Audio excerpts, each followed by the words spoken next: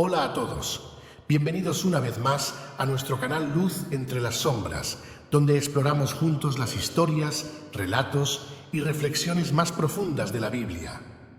Hoy vamos a sumergirnos en el Salmo 11, un texto poderoso y lleno de significado que nos invita a reflexionar sobre la justicia divina y la confianza en Dios en tiempos de adversidad. Antes de comenzar, quiero invitarte a que te suscribas a nuestro canal, si aún no lo has hecho. Así podrás seguir disfrutando de más contenido como este. No olvides darle like al video, compartirlo con tus amigos y familiares y dejar un comentario con tus reflexiones. Nos encantaría conocer tu opinión. El Salmo 11 es un canto de David que refleja su profunda confianza en Dios a pesar de las circunstancias difíciles que enfrenta. Es un salmo que parece haber sido escrito en un momento de gran angustia y persecución, cuando los enemigos de David estaban al acecho, buscando destruirlo.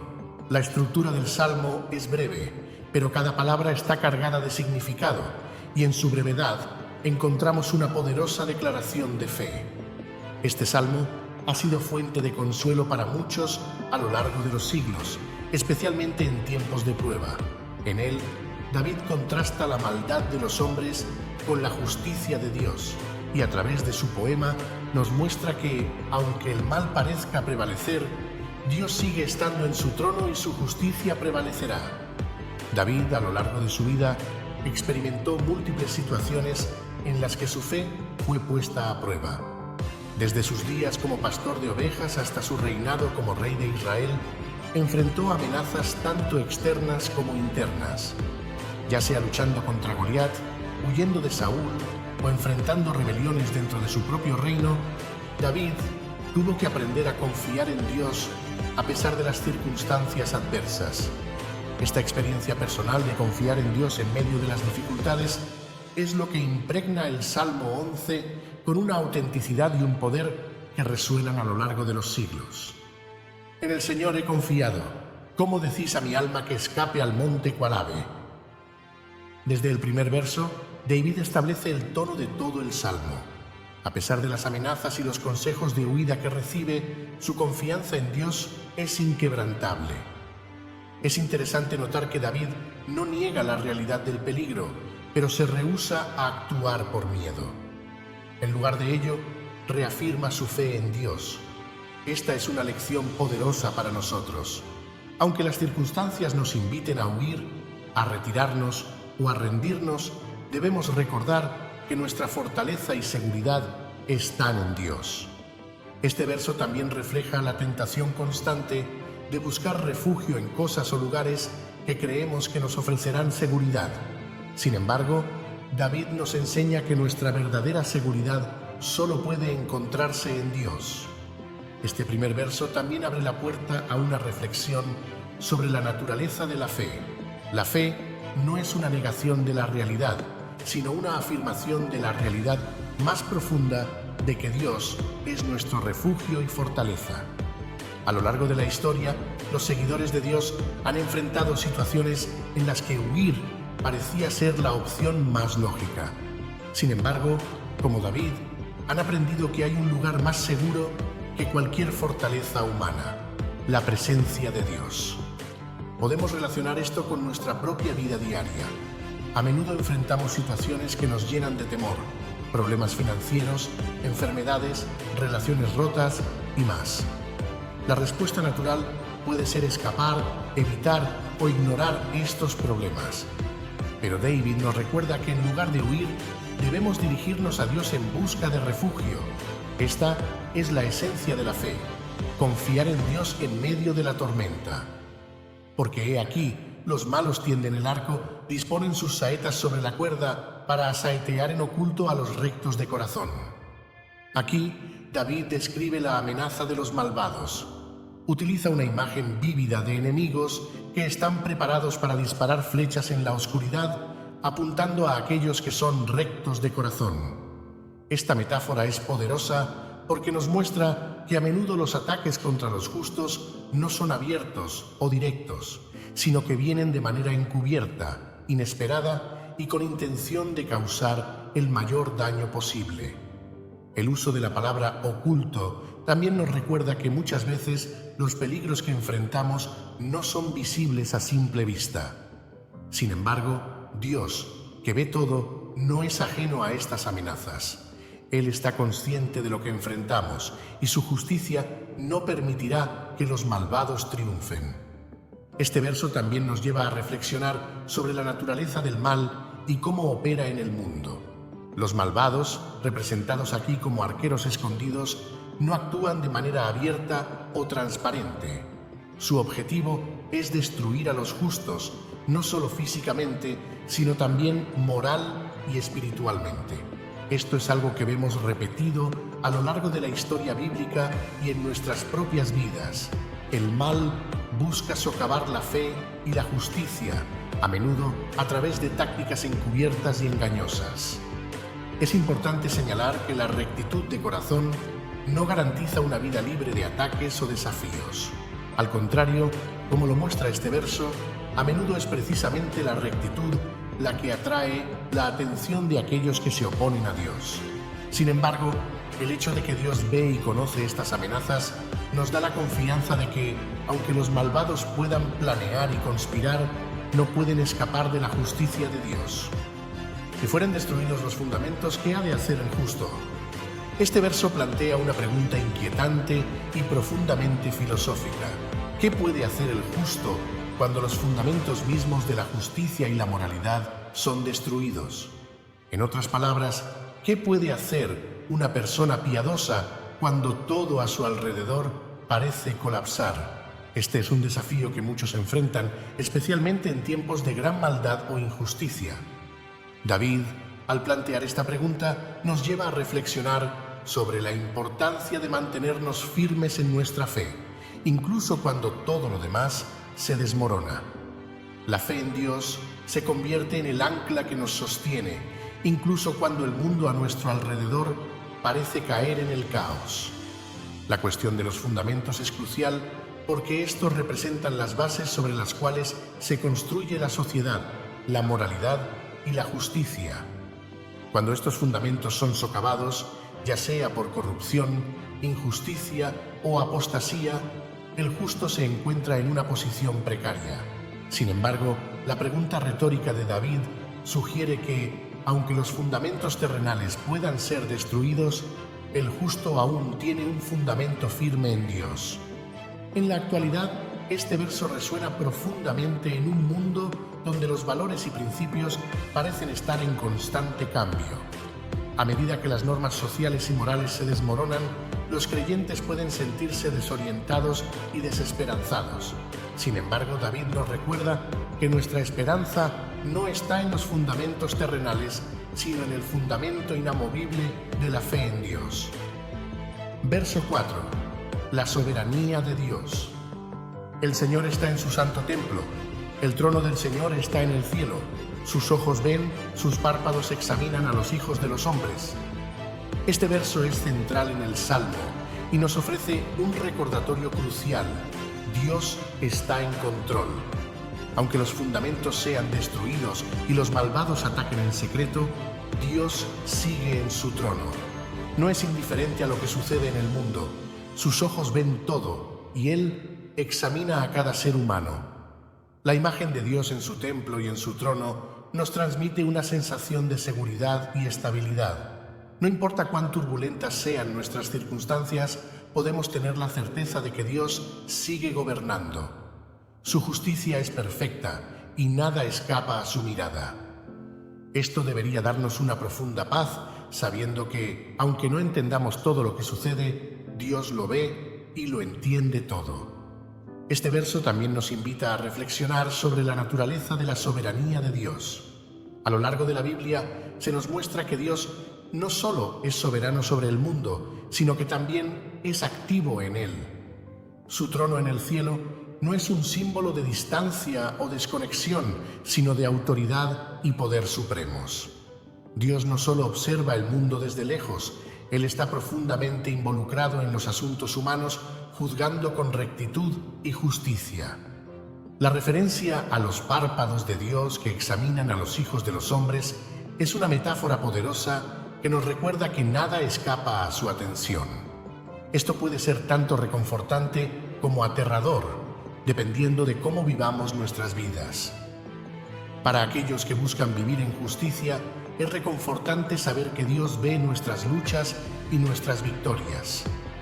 Para aquellos que viven en la maldad, es un recordatorio de que Dios no es ajeno a sus acciones.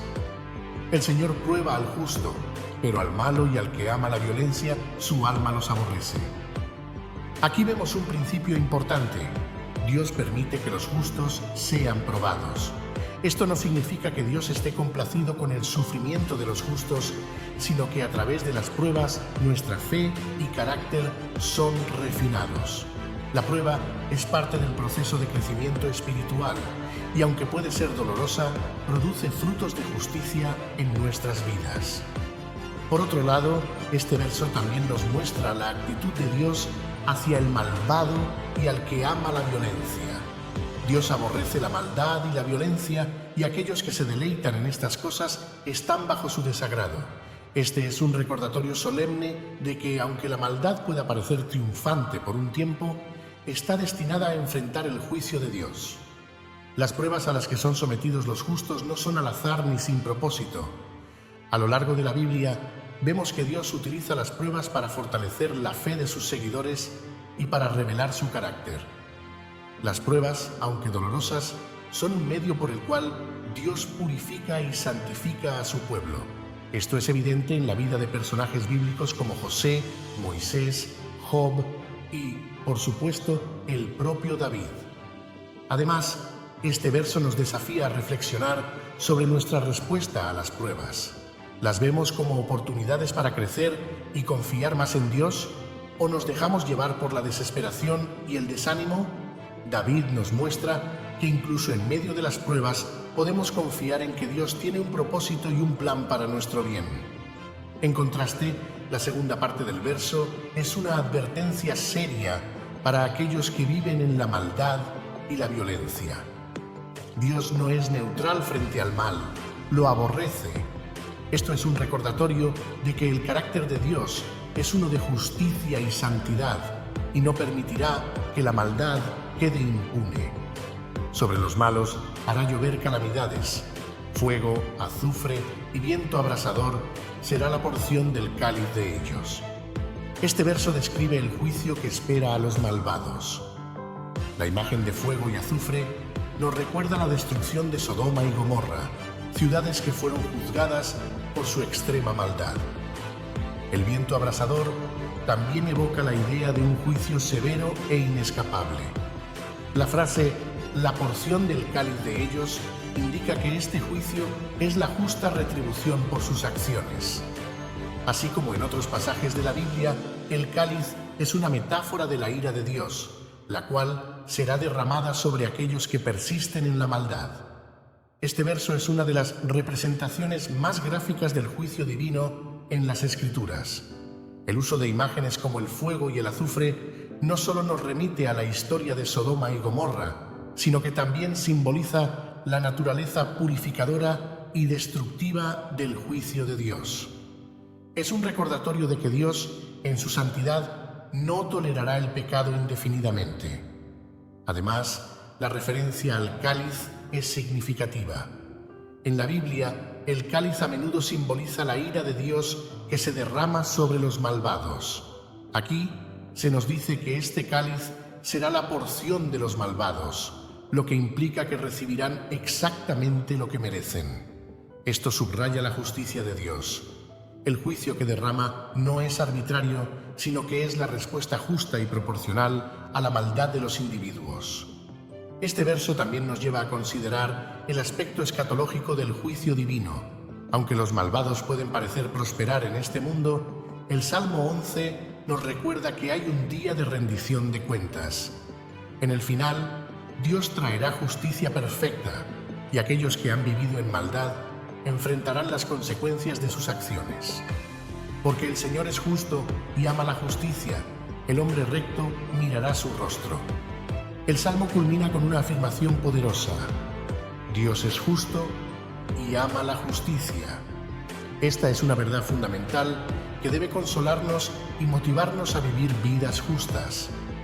A pesar de las injusticias que podamos experimentar o presenciar en este mundo, podemos estar seguros de que Dios, quien es perfectamente justo, hará prevalecer su justicia. El hombre recto, aquel que vive de acuerdo con la voluntad de Dios, tendrá el privilegio de ver su rostro. Esto es una promesa de bendición y comunión con Dios. Al final, los justos no solo serán vindicados, sino que también disfrutarán de la presencia de Dios para siempre. Este verso final es tanto una declaración de hecho como una promesa. Es una declaración de la naturaleza de Dios. Él es justo y ama la justicia. Esto significa que aunque podamos ver injusticia en el mundo, no debemos dudar de que Dios se preocupa profundamente por lo que es correcto y bueno. Su justicia no solo es una parte de su carácter, sino que es algo que Él activamente busca y promueve. La promesa para los justos es que verán el rostro de Dios. En la cultura bíblica, ver el rostro de Dios es un símbolo de favor y bendición. En el antiguo Israel, esto se entendía como la máxima bendición, pues estar en la presencia de Dios significaba estar en comunión con Él y recibir su favor.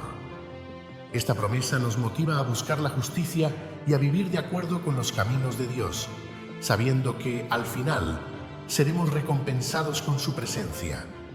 El Salmo 11 es un recordatorio profundo de la soberanía y justicia de Dios. A través de sus versos, somos animados a confiar en Dios, incluso cuando enfrentamos adversidades y cuando los fundamentos de la justicia parecen tambalear. David nos enseña que, aunque los malvados puedan conspirar en secreto y las circunstancias sean difíciles, Dios sigue estando en control y su justicia prevalecerá. Este salmo también nos desafía a examinar nuestras propias vidas y nuestra confianza en Dios. ¿Estamos confiando en Dios como lo hizo David? ¿O estamos tentados a buscar refugio en otras cosas? ¿Estamos viviendo de acuerdo con la justicia que Dios ama? ¿O estamos conformándonos con los estándares del mundo? Estas son preguntas importantes que debemos considerar a la luz de este salmo. La estructura del Salmo 11, con su transición desde la declaración de confianza hasta la promesa final de ver el rostro de Dios, nos ofrece un modelo para nuestras propias oraciones y reflexiones. Podemos comenzar reconociendo nuestra confianza en Dios, describir honestamente nuestras circunstancias y desafíos y terminar reafirmando nuestra fe en la justicia y bondad de Dios. Antes de concluir, quiero recordarte nuevamente la importancia de suscribirte a nuestro canal Luz entre las Sombras.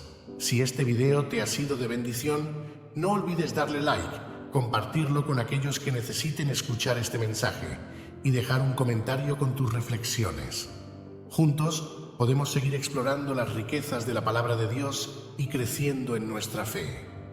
Gracias por acompañarnos en esta reflexión sobre el Salmo 11. Que Dios te bendiga y te guarde siempre. Nos vemos en el próximo video.